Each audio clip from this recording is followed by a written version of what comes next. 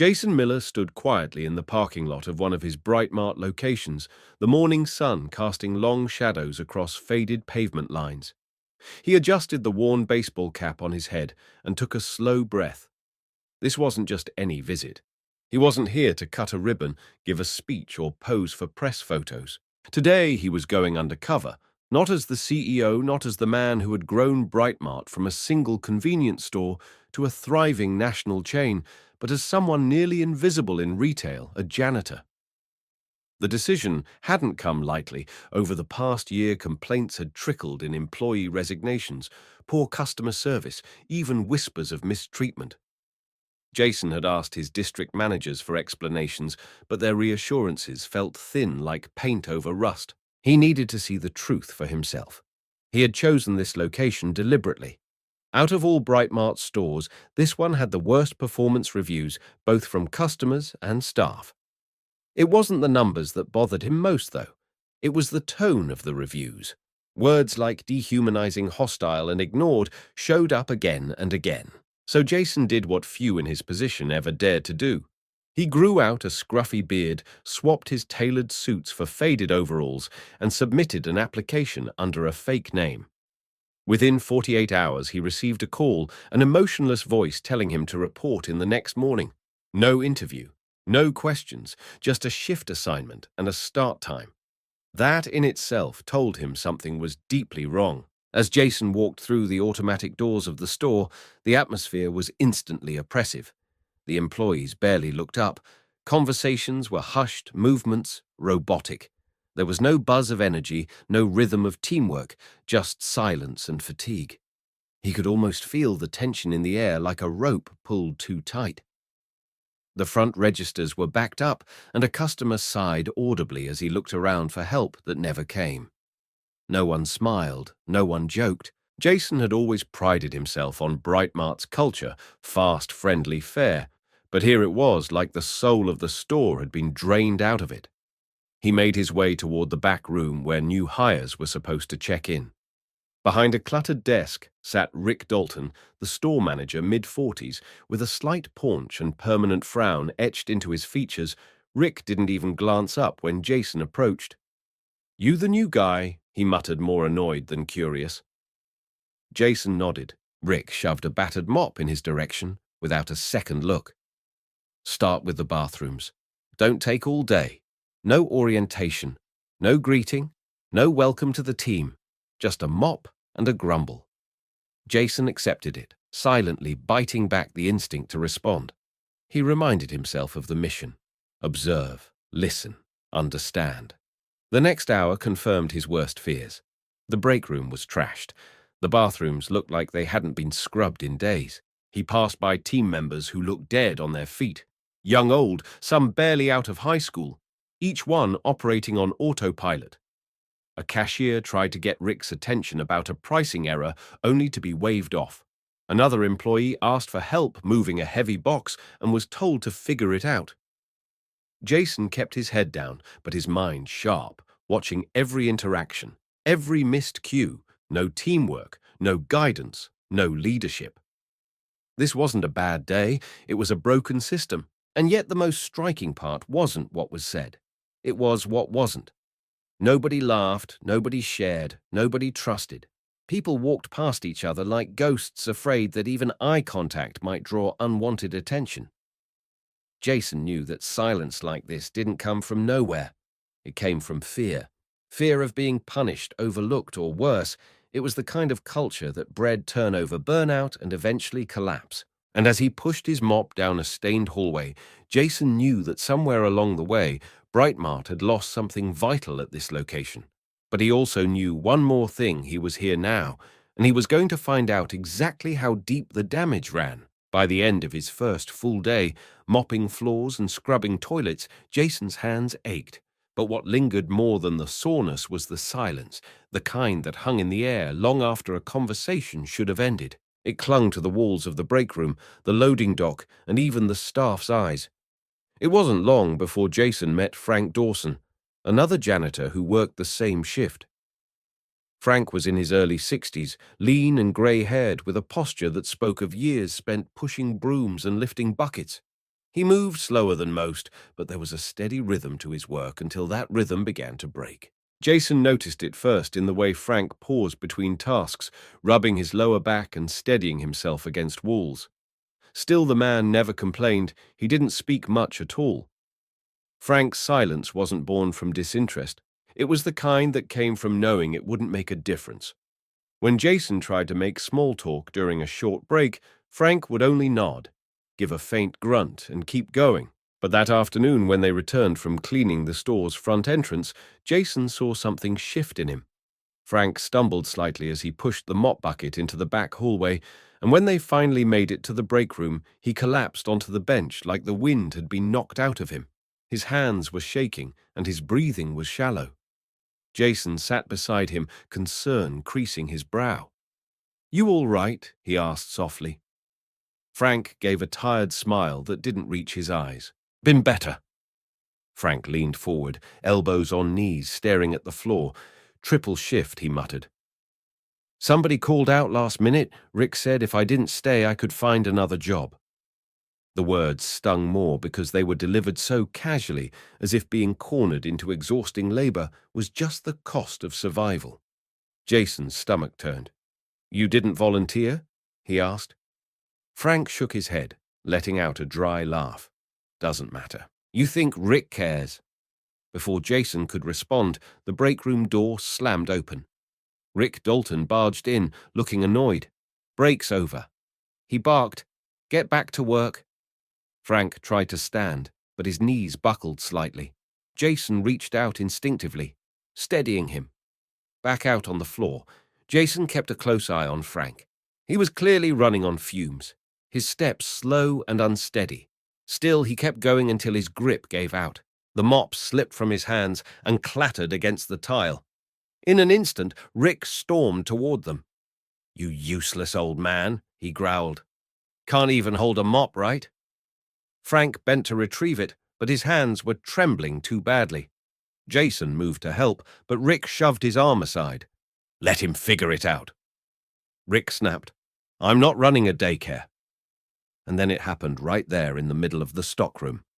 Frank sank to the floor, his shoulders heaving. Tears welled up in his eyes, spilling down his weathered face as he buried it in his hands. He didn't say a word. He didn't have to. Jason froze a storm building inside him. He had worked with janitors before, respected them, paid them fairly, thanked them for doing the jobs others overlooked. And now, in one of his own stores, one of his own people was breaking down like this. Not from the job, but from how he was being treated. Rick scoffed loudly. "Oh, come on. Quit crying. You think anyone cares." Jason clenched his fists. He wanted to explode to call Rick out for what he was, but he knew he couldn't yet, not without blowing his cover, so he crouched beside Frank instead, speaking gently. "Do you have anyone you can call? Someone to pick you up?" Frank shook his head. "Just me," he whispered. That answer, those two words, hit Jason harder than anything Rick had said. Rick crossed his arms, unimpressed. If he can't work, he can go home. But he's not getting paid. Jason stood slowly, voice low and tight. "I'll cover for him. Let him go home." Rick narrowed his eyes. You're just the temp." Jason didn't flinch. "Then fire me, but he's not staying." There was a tense pause. Rick scoffed, but waved them off. "Fine, whatever. But if I see him sitting around again, he's done." Jason helped Frank to his feet, guiding him toward the back exit. As they reached the door, Frank wiped his eyes and whispered, "You didn't have to do that." Jason met his gaze. "Yeah, I did." As Frank walked out, hunched but lighter somehow, Jason turned back to the store with something burning behind his eyes. He had seen enough, and this time he wasn't just taking notes, he was preparing for a reckoning. Jason stood in the doorway long after Frank had disappeared from view. The old man's hunched silhouette burned into his mind.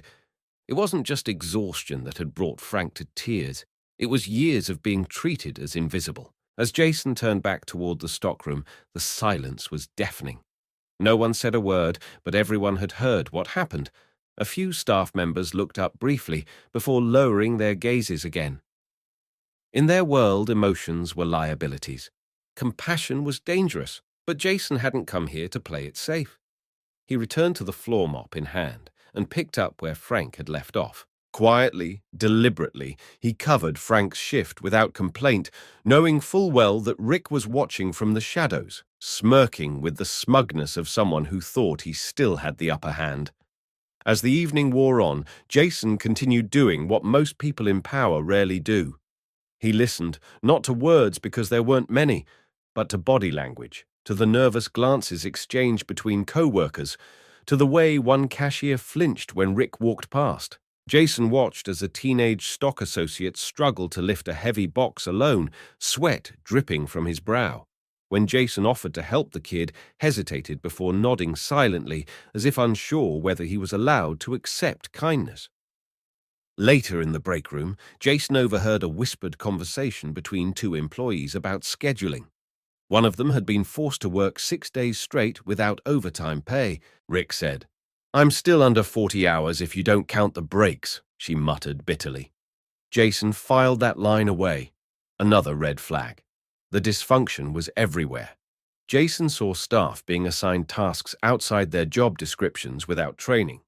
He watched a young cashier be scolded for not finishing a closing shift on time, even though she'd stayed late the night before. Worse, employees seemed terrified to ask questions. One mistake meant being publicly humiliated. One moment of hesitation meant risking their hours being cut the next week. And all the while, Rick remained parked in his office, staring at spreadsheets or scrolling on his phone. The store was falling apart. Product shelves, messy carts cluttering the aisles. But Rick didn't seem to care. He was running a dictatorship in disguise, masking control as efficiency and punishment as standards. It was during those quiet hours, mopping floors, taking out trash, organizing neglected stock, that Jason began to truly grasp the weight of what was happening. BrightMart hadn't just lost its culture here, it had lost its humanity. What was once a company built on empowerment and inclusion had in this store become a machine running on fear, and yet no one had spoken up. Not one formal complaint had made it up the chain in the last 6 months. Jason knew why. These employees didn't believe anyone was listening. They'd been taught that speaking up only led to retaliation, or worse, being replaced. It was the kind of silence that doesn't just rot a workplace, it corrodes lives, but Jason was listening. Every injustice, every sigh, every eye roll from Rick. He logged it mentally, committing each detail to memory. He began sketching a mental blueprint of what needed to change. From HR oversight to store policies, from leadership accountability to basic human decency, nothing would be left untouched. But he also knew better than to act impulsively. If he blew his cover too soon, Rick might sweep things under the rug, erase files, intimidate staff into silence. No. This had to be done right, thoroughly, legally, permanently. And so Jason bided his time, letting Rick think he still had control while quietly collecting everything he needed to take that control away. By the time the night shift ended, Jason had worked 2 full shifts in a row without stopping. His back ached and the scent of bleach clung to his clothes, but his mind was sharp. He clocked out like the others, head down, heart pounding not from exhaustion, but from urgency. Sitting in his car under the flickering parking lot lights, he pulled out his phone and typed a message to his executive assistant. Start pulling data. I want to know every complaint filed under Rick Dalton in the last year. Also pull payroll report, something's off.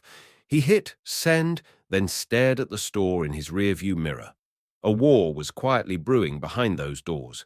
The difference was, Jason had just joined the fight. The next morning, Jason arrived earlier than even most of the opening crew. The parking lot was still empty except for a few scattered cars and the delivery truck parked by the loading dock, its engine idling. He slipped into the building unnoticed, blending in with the same faded uniform and worn baseball cap. As he made his way to the stockroom, he could already sense the tension. A group of employees stood near the bay doors, whispering among themselves. Their faces were tired, wary and alert, not with the focus of a team ready to work, but with the resigned dread of people who knew they'd be expected to do the impossible. The truck had arrived late, and as usual, Rick was nowhere to be seen. Something wrong, Jason asked, keeping his voice level. A younger associate, maybe 19, turned to him, shifting awkwardly under the oversized store vest. "We're supposed to unload the shipment," he said, nodding toward the truck. "But we're not allowed to use the pallet. Jack Rick says it takes too long." Jason blinked. He knew how heavy those boxes could be, especially when marked fragile or bulk. It was inefficient, unsafe, and downright negligent. He glanced at the stacked inventory inside the truck, towering crates, heavy boxes wrapped in plastic, and knew immediately this was not a job that should be done manually. "You ever hurt your back doing this?" he asked. The kid didn't answer. He didn't need to. Without hesitation, Jason rolled up his sleeves and stepped up to the truck. "Let's get to it," he said, lifting the first box with practiced hands. At first, the employees just stared, confused by the sudden display of effort from someone they barely knew.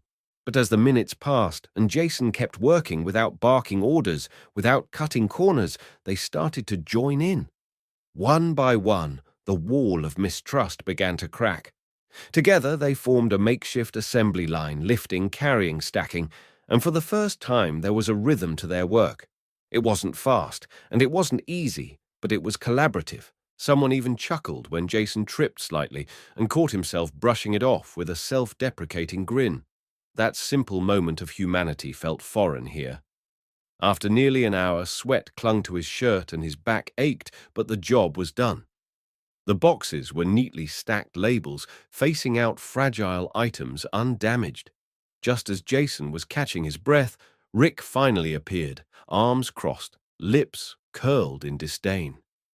He looked at the organized delivery with a dismissive glance. About time, he muttered, "Took you long enough."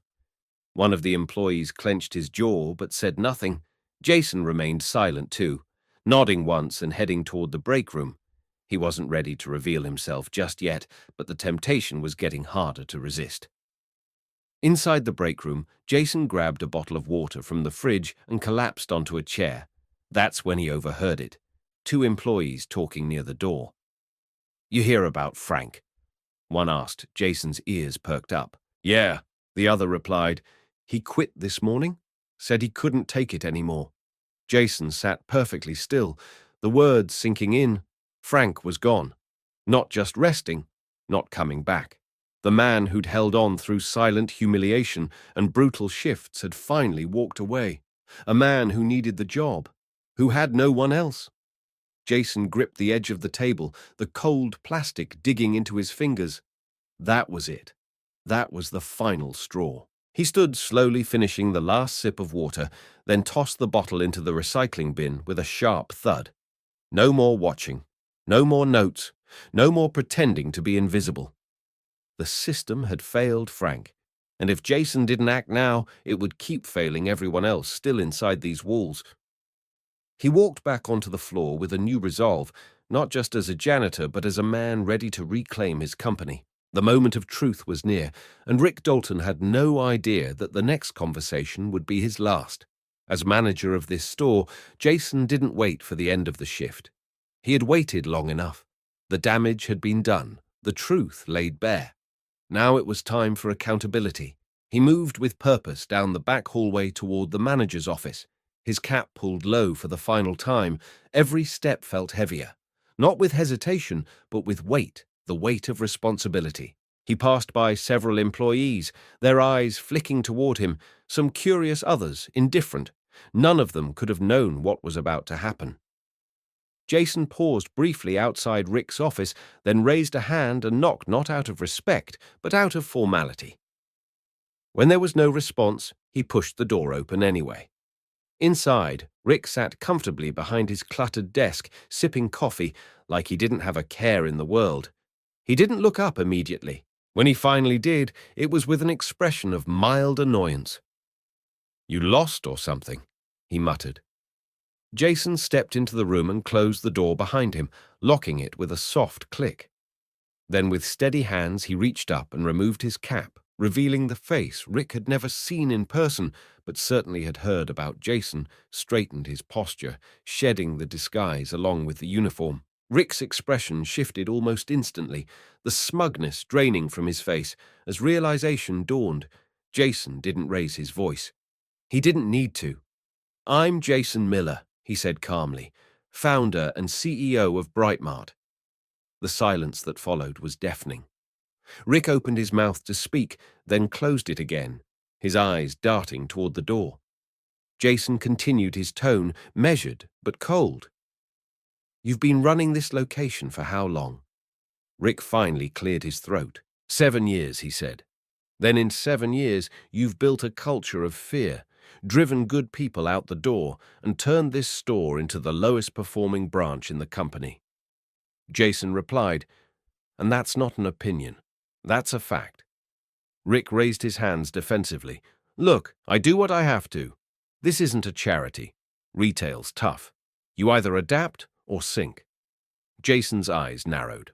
"Frank Dawson worked 3 shifts in a row because someone quit last minute, and you gave him no choice. He collapsed in the stockroom, and instead of checking on him, you humiliated him. That's not leadership. That's cruelty." Rick scoffed. "Frank was old, couldn't keep up. Not my fault if he can't handle the work." Jason leaned in slightly. "You don't get to define worth based on speed.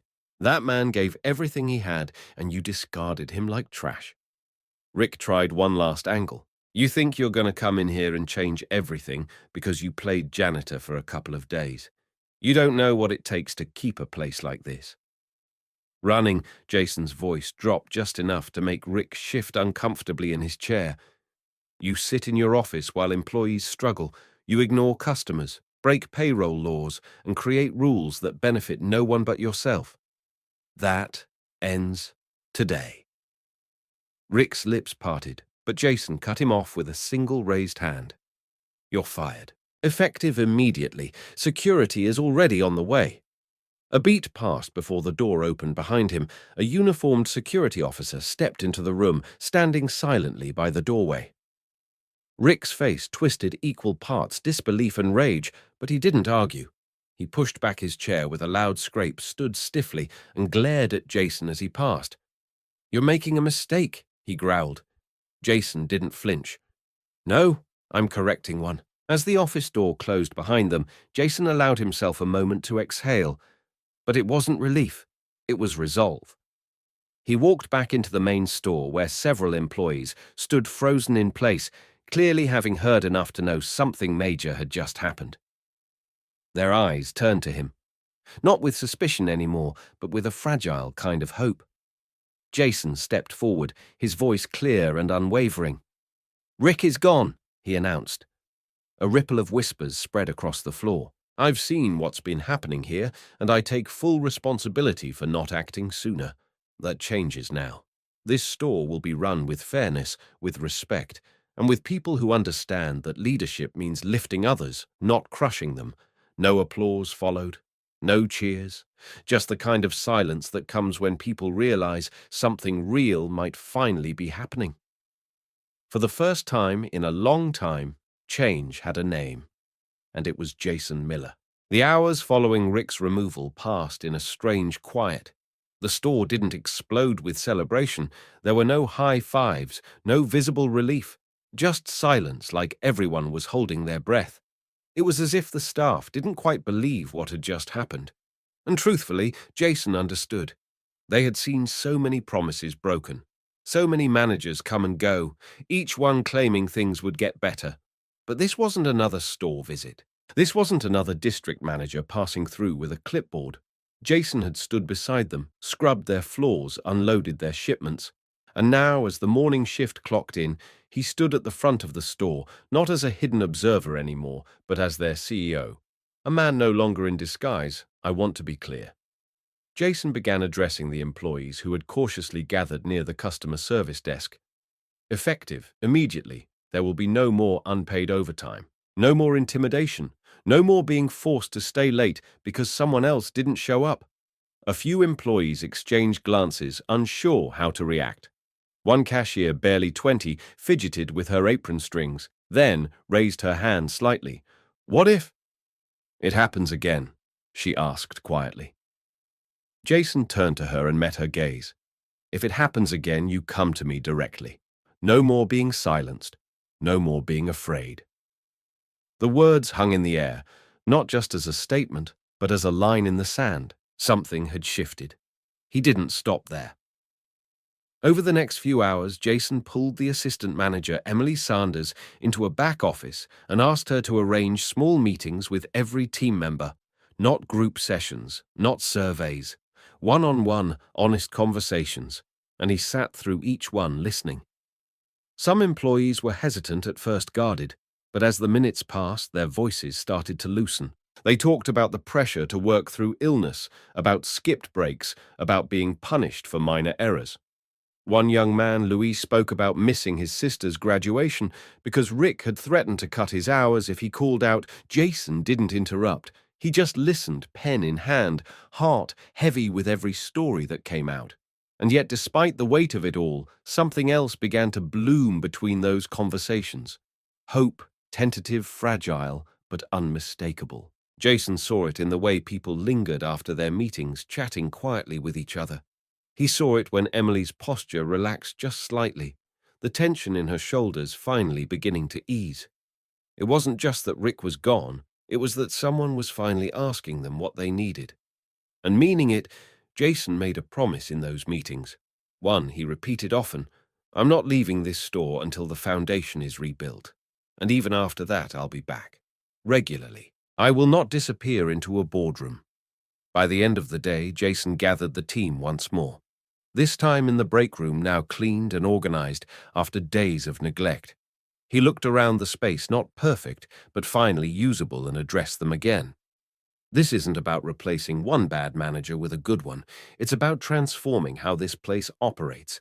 Every part of BrightMart will be held to a higher standard from now on. That includes me. And if I ever stop listening, if I ever stop showing up, you remind me what this week looked like. A small ripple of amusement passed through the room, but it was more than that. It was recognition. That maybe, just maybe, he meant it. As the room slowly emptied, Jason stayed behind, sitting at the edge of a folding table, notebook in hand. One of the longest-serving employees, Angela, a night shift stocker, paused on her way out. "You really sticking around?" she asked.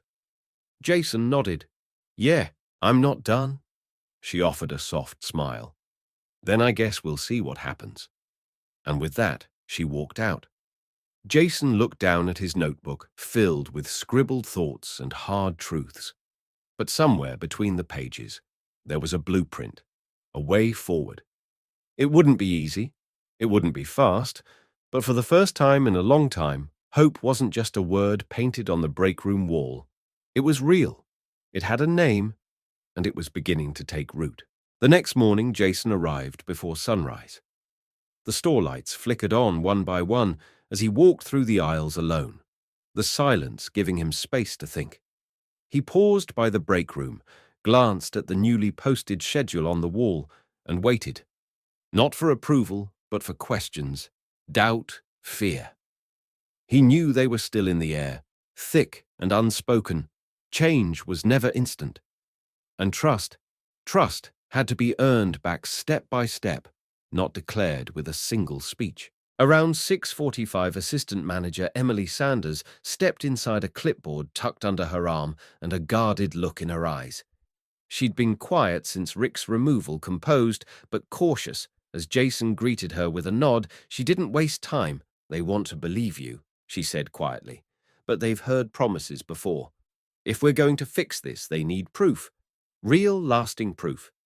Jason respected her honesty. He could tell Emily wasn't just trying to protect herself, she was protecting the team. She had been there under Rick, weathering the storm quietly, trying to hold things together in the background. Now she was giving Jason the one thing he needed most: perspective. "Then let's give them the proof," he said. Within the hour, he was on the phone with BrightMart's regional HR director, requesting a full review of the store's internal files. Complaints, exit, interviews, shift, schedules, payroll, discrepancies, everything. By noon, a company HR representative was on site. Setting up in the back office, Jason wanted transparency, and that meant no closed doors. If something had been buried, it would come to light. But Jason didn't stop at data numbers, told part of the story, but faces told the rest. He began scheduling one-on-one meetings with every employee who wanted to speak. No formalities, just open, honest conversations. Some were quick, simple affirmations that things had to improve. Others were longer, full of hesitation and decades of bottled-up frustration. A few employees broke down in tears. They spoke about being overlooked, ignored, or told their problems didn't matter. One young woman, a cashier named Megan, confessed she had once tried to speak up about being harassed by a customer, only for Rick to tell her, "That's just part of the job." Jason sat in silence as she shared, his jaw tight, writing everything down. He heard about missed birthdays and cancelled doctor appointments, about people choosing between paying rent and calling in sick, about managers who punished them for being 5 minutes late but never praised them for working weekends. "We're not asking for miracles," one associate told him. "We just want to be treated like we matter." That phrase stuck with Jason long after the conversation ended. Because at its core, that's what all of this came down to. Not money, not schedules, not even policies. It was dignity. These people didn't want handouts. They wanted to be seen, respected, heard. The more Jason listened, the clearer it became. BrightMart didn't have a policy problem. It had a people problem. Somewhere along the way, efficiency had been prioritized over empathy. Structure had replaced connection, and the result was a team full of workers who no longer believed the system would protect them. But slowly, with every open conversation, something began to shift. Employees weren't just venting anymore. They were asking questions, making suggestions, showing up early for meetings. It wasn't hope yet, but it was momentum, and Jason wasn't about to let it fade. By the end of the week, Jason stood with Emily near the front of the store, watching employees move through the aisles with a little more ease. Not joy, at least not yet, but a sense of relief. Like maybe the ground was no longer shifting beneath their feet. "You were right," Jason said. They needed more than words. Emily gave a small nod. Words never fixed what Rick broke. Jason turned to her notebook, still in hand. "Then let's keep building. Let's make sure they never have to question who's on their side again." And in that moment, with no press, no headlines, and no ceremony, just a quiet exchange between two people committed to change, BrightMart took another step toward becoming the company it was always meant to be. By the start of the following week, Jason had already filled 2 entire notebooks with handwritten notes, each page a small piece of a larger puzzle. But despite all he had seen and heard, nothing had prepared him for what came next. That Monday afternoon, Lauren, his executive assistant, forwarded him a series of financial summaries gathered by the BrightMart regional office. She'd been working alongside HR to cross-check the store's payroll records after a few employees quietly mentioned missing hours. Jason sat at a temporary desk in the break room, flipping through spreadsheets and timesheets, his brows gradually tightening with every page. At first it was small, 10 minutes shaved off here, 20 there. But as he dug deeper, the pattern became undeniable. Entire hours had been erased. Full shifts had disappeared. The records had been deliberately altered. Jason felt a chill settle in his chest. This wasn't just bad management anymore. This was theft. Rick Dalton hadn't just created a toxic environment. He had stolen time, stolen paychecks, stolen trust. Jason immediately picked up the phone and called Lauren. "Get me a forensic accountant," he said, his voice clipped with controlled anger. "Someone we can trust. I want every missing dollar tracked." He paused, then added, "And I want legal on standby. If this goes where I think it does, we're pressing charges." Lauren didn't hesitate. "Understood," she said. "I'll move fast." Jason hung up and leaned back in his chair, staring at the ceiling for a long moment. He had come here to rebuild morale, but now it was clear he'd have to rebuild justice first.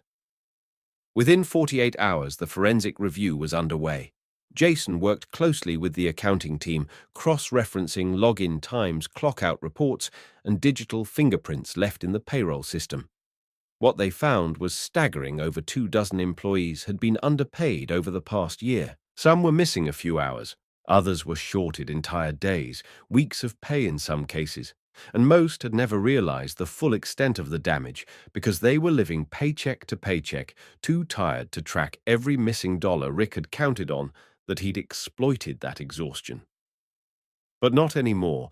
Jason released a memo to all store staff announcing that full reimbursement with interest was underway. Each affected employee would receive not only their stolen wages, but a formal apology on BrightMart letterhead signed by Jason himself.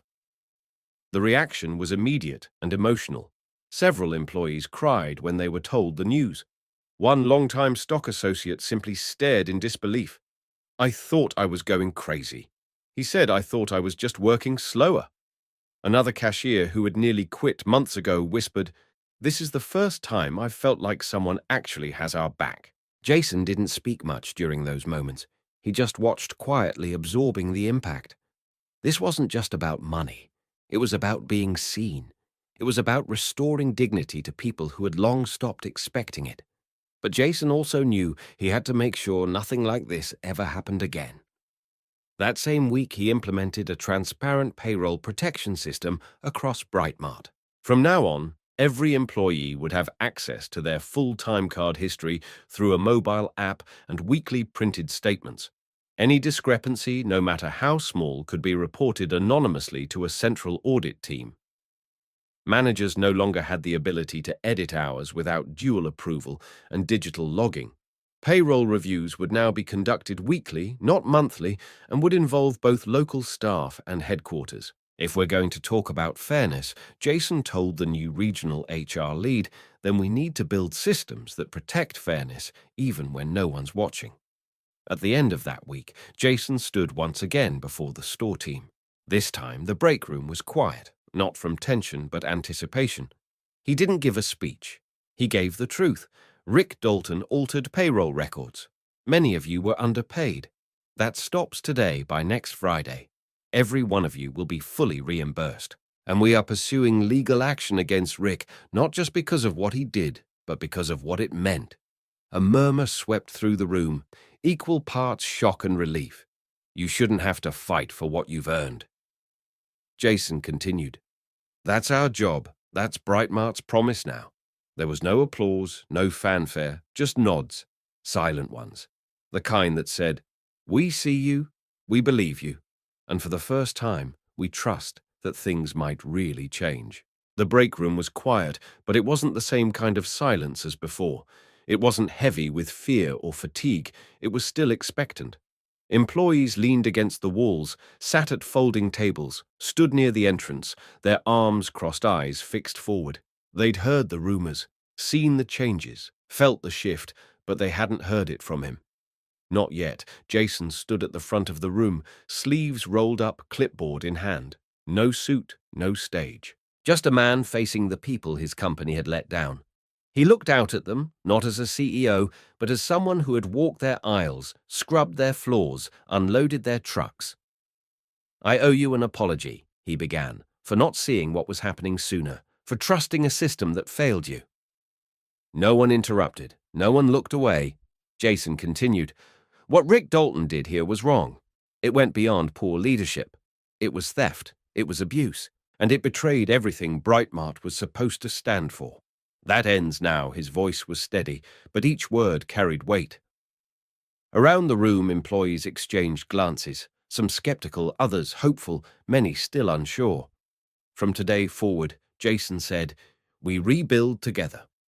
He outlined the steps already in motion: reimbursement of every lost dollar, anonymous reporting systems, new HR oversight, and a commitment to weekly payroll transparency. But he didn't stop there. Jason turned the conversation toward culture, the human part. No more forced shifts, no more threats, no more managers who think power means control. He paused, scanning the room. Leadership at BrightMart means listening. It means standing up for each other. It means being the kind of place you'd want your own family to work in. There was a ripple in the room. Then not noise, but something deeper. Shoulders relaxed, jaws unclenched. One employee, a young woman in a stockroom vest, nodded slowly, her arms no longer crossed. For the first time, they weren't just hearing corporate promises, they were hearing accountability. Emily Sanders, now interim store manager, stood in the back. Jason caught her eye. She gave him a look, a mixture of relief and responsibility, and he knew she was ready. He addressed her directly. Emily's going to be part of this change. She's seen the worst of it and stayed. That means something, but she won't be doing it alone. I'll be back, not just today, not just next week. Regularly, a few eyebrows lifted. Another cashier whispered, "Seriously," and Jason heard it. He turned to her, smiled gently, and replied, "Seriously." Then he faced the room again.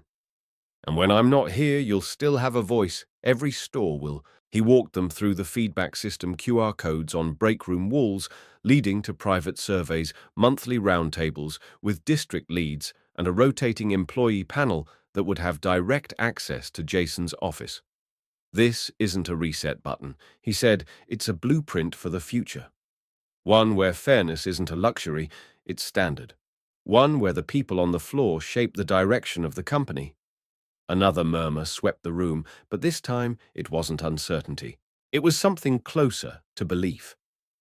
A senior stock associate in his 40s finally spoke. "Guess we'll hold you to it." Jason met his gaze without flinching. "I want you to." As the meeting ended and people began to trickle out, something unspoken filled the air. Not excitement, not celebration, but something better relief. For the first time in years, the employees of BrightMart felt something they hadn't dared to name in a long time: hope. The building didn't change overnight. The shelves were still half-stocked, and the to-do list was long, but the weight in the room had shifted. People looked each other in the eye again. Some even smiled. As Jason packed up his notes, he glanced around one last time, then whispered under his breath, "This is just the beginning." And for once, that didn't sound like a promise. It sounded like a fact. If this story moved, you don't just keep it to yourself. Share it. At Deep Inside HQ, we believe real change begins with awareness, and every voice matters. Subscribe to our channel for more powerful true stories that expose injustice, celebrate courage, and remind us of the impact one person can make when they choose to do what's right. Like the video, leave your thoughts in the comments, and let's keep the conversation going. Because together, we're not just watching stories, we're building a community driven by empathy, action, and truth.